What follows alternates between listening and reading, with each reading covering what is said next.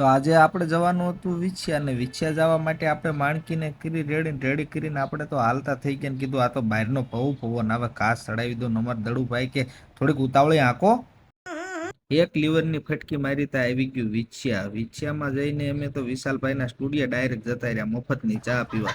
વિશાલભાઈએ ચા મંગાવીને કીધું, અમે તો ત્રણેય ભાઈઓ ચા પીવા બેહી ગયા તરત. અને વિશાલભાઈ અમારા વિડીયો જોઈને કે બાય બાય, કિસે કે આ જાવ તો સારું ને કાંઈ બીજું મંગાવવું જોઈએ. અને રસ્તામાં આવી ગયું ગુજુ કલેક્શન, તો અમે ગુજુ કલેક્શનમાં પણ પ્રદીપભાઈ જોડે મુલાકાત કરતા આવી કીધું વિછ્યામાં આવ્યા છે. તો ભાઈ હનુમાન ધારાના મોટા એવા એક્ટર આપણી પાસે આવી ગયા છે.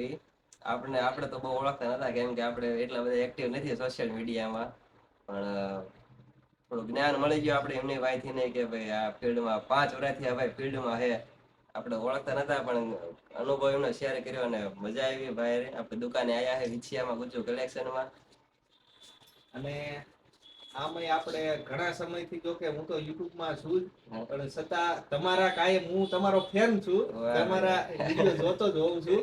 અને આજે વિછિયામાં આવ્યો તો કીધું લાવો પ્રદીપભાઈ જોડે મુલાકાત કરતો જાઉં. મુલાકાત કરીને બહુ આનંદ થયો. વાહ ભાઈ વાહ, જોતા રહી ગયા પાછા એટલે અમારે વ્યૂ વધે. અને પદુભાઈની મુલાકાત કરીને અમે તો ઘર બાજુ હાલતા થઈ ગયા. રસ્તામાં આવી ગયો બમ ને દેખાણો નહીં, બમ ગાડી કે હળવી ના રહ્યો, મારા જમ્પર તમે પતાવી દઈશું. અને અમારા દડુભાઈ કે હવે આપણે અહીંથી શોર્ટકટ નીકળી જવું છે, એટલે હાઈવેના રસ્તે ખોટા ફેર ફરવા નથી જવું, અહીંથી ઘણું બધું ટુકડું થાય ને. મેં તો ભાઈ ગાડી ટર્ન મારીને થઈ ગયા હાલતા સિંગલ પટ્ટીમાં. હો દડુભાઈને કીધું આ તો સિંગલ પટ્ટી વહી ગઈ ને, હાવ કાસો રસ્તો આવી ગયો ને. આમાં તો ભેંસુના ટોળા, અમે આ ભેંસુને હોરન મારવી તો હાલવા દે નહીં હો. અને ભેંસુ કે હોરન વગાડવા એટલે વગાડો, ખહવું નથી હો અહીંથી.